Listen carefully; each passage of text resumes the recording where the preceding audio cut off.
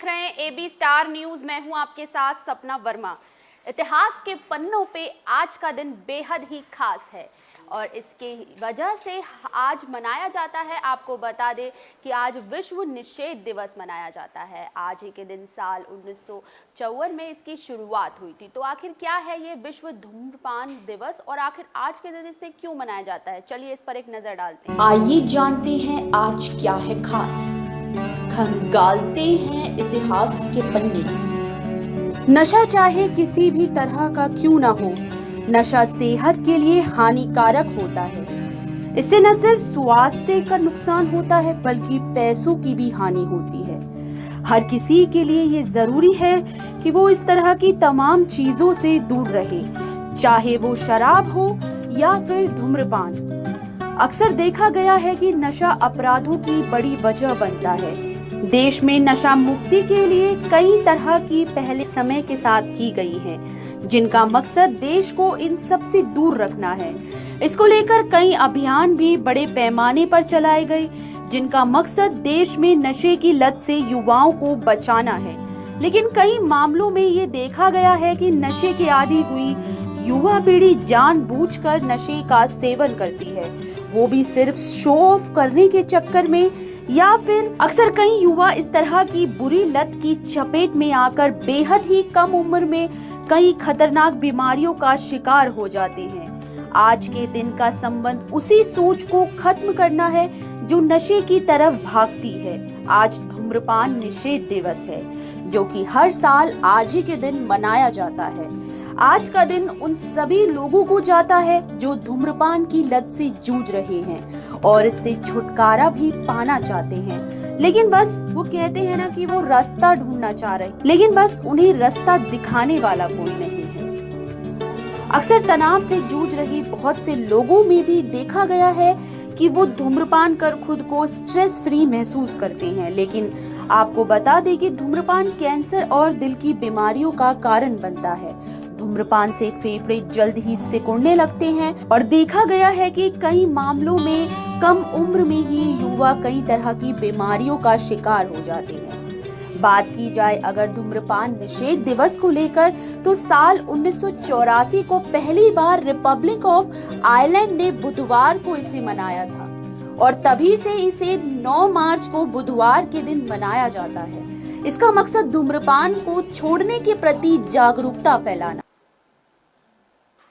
बढ़ते हैं हमारे अगले किस्से की तरफ। हमारा अगला किस्सा उस शख्सियत से जुड़ा है जिन्होंने अंतरिक्ष में पहली बार कदम रखा था। आज के दिन से उसका क्या संबंध है, चलिए इस पर एक नजर डालते हैं। जैसे जैसे तकनीक का विकास होने लगा, वैसे वैसे संसाधनों में बढ़ोतरी होने लगी और आज एक ऐसा वक्त है जब हर कोई आसानी से अंतरिक्ष में जा सकता है, लेकिन जरूरत है तो बस आपको अपनी जेब ढीली करने की।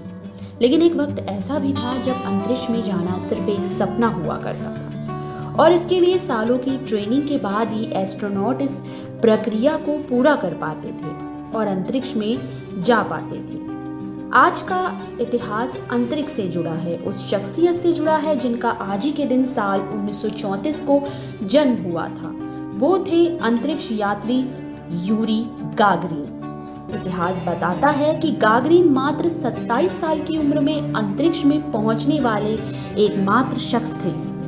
12 अप्रैल साल 1961 को उनका अंतरिक्ष यान वास्टॉक 1 अंतरिक्ष के लिए रवाना हुआ था। अंतरिक्ष में पहुंचने के दौरान गागरिन ने धरती की खूबसूरती के बारे में बताया।